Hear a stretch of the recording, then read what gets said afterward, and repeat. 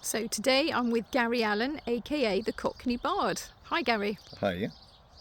So today I thought it'd be interesting to talk about the word psychic, because I know that you don't particularly like being labelled a psychic. Why is that? No, I don't. I don't like the word psychic. I don't like the word medium. I mean, I can suffer intuitive. That's about it. I don't like any other words, and I never use them. Never. Well, it's interesting because the word psychic actually comes from the ancient Greek psychikos, which meant of the soul, spirit or mind. Yeah. And we all have those, don't we? So that would imply that we all have these abilities then, would it Yeah, not? we do. Everyone has the ability. Everyone has, if you want to call it a psychic ability, everybody has that. It's a sixth sense, and everybody has the power to heal with their hands, and we all have it. There's no one not got it. Even if you're the biggest skeptic in the world, you still have it. And so how does it work then? Well, basically, for me, I can only say from my own personal experience that I would hear an inner voice, and I would transcribe what I heard, and so basically, for me, it's been poetry and philosophy. That's how it manifested. So I'm really happy about that because I get some good stuff. So it's kind of like tuning into a radio station, I It guess. is, yeah, and it's for me. I have it 24/7. So. When I feel inspired, I'll just write, yeah. Because I think there's a lot of misconception about psychics, for want of a better word, or intuitives. People say things like, "Oh, I bet I didn't see that coming." I know. "Oh, It does can you get get on the your lottery numbers?" But it doesn't really work like that, does it? No, it does get on my nerves, I mean, for an example, I could have two runners, let's say two runners in an horse race, and I'd pick the wrong one because your own mind comes into play. It's not coming from outside, that outside source. It's your own mind. And when your own mind comes into play, it doesn't work. But having said that, I mean, my friend, as you know, my friend Sheila, she died in the Grenfell Tower tragedy. And 17 years before that, I'd predicted that. So, it's a difficult thing, and sometimes it's a blessing and sometimes it's a curse. But yeah, I love it because I love the writings that I produce through it. Yeah. I think sort of looking at it from a more philosophical point of view, I think one could say, well, if we're here to evolve as souls, which I personally believe we are as human beings, then of course, if we knew everything, what would be the purpose? What would be the point? Well, yeah, this is it. I think people do misconstrue it as well. They think that perhaps you'll be picking up things about them, but generally I find that you'll only pick something up if you need to. For example, if someone had some ill intention towards you, you would certainly pick that up. But I'm straight spoken. I'm not a love and light person. I'm not flowery. I'm from the East End of London, where people are quite say as it is, and I'm a say as it is person. And I think it's true to say of you as well, from what I've observed personally, that you don't just believe something because somebody tells it to you. Absolutely not. I mean, I am a seeker of truth, so if I was to seek something and then find it wasn't true, I would say it wasn't true. So that's what I do. I like the research part of things and looking into, well, some people call them conspiracy theories or whatever, but I like to find the truth, put it that way.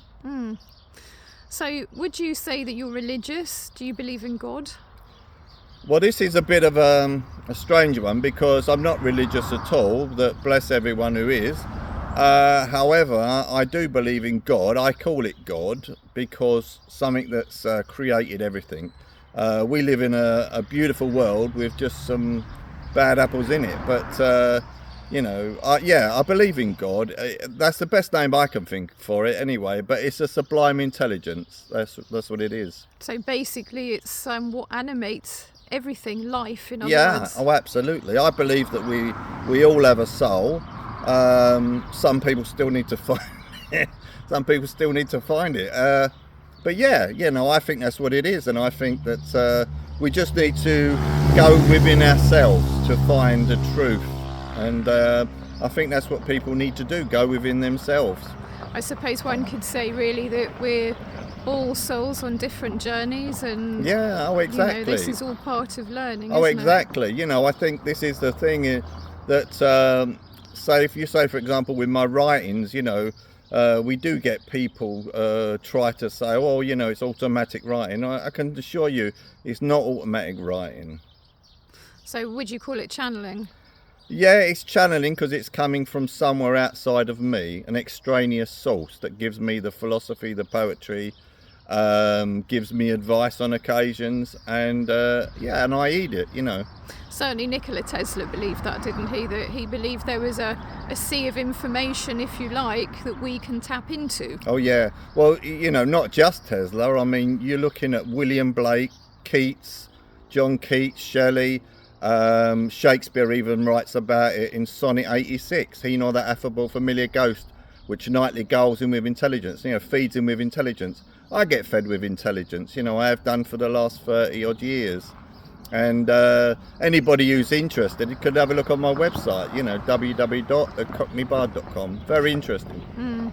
Well, I think certainly expands more on your story, and what an interesting story, or stories I should say, plural. Oh, I have loads of stories. Oh, I have absolutely loads of stories. And you've written a book called In Search of the Swan, I haven't have, you? Which yeah. basically talks about your spiritual journey in life. Yeah, it does. Yeah, I've had some amazing happenings, truly amazing. And you know, and I think this is the point, is I don't care whether people believe it or they don't believe it. I don't give a monkeys, to be honest.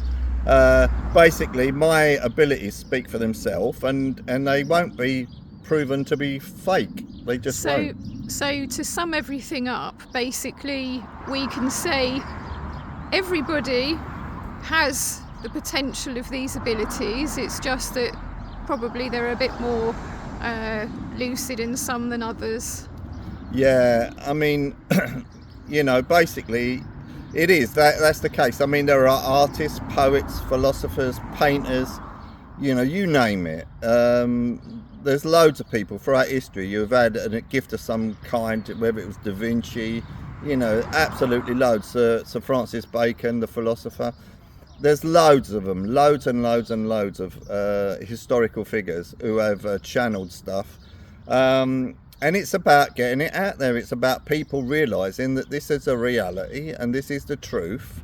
And it's a you journey, have to seek it. Exactly, and it's a journey to enlightenment. Exactly. In other words, We're all individuals.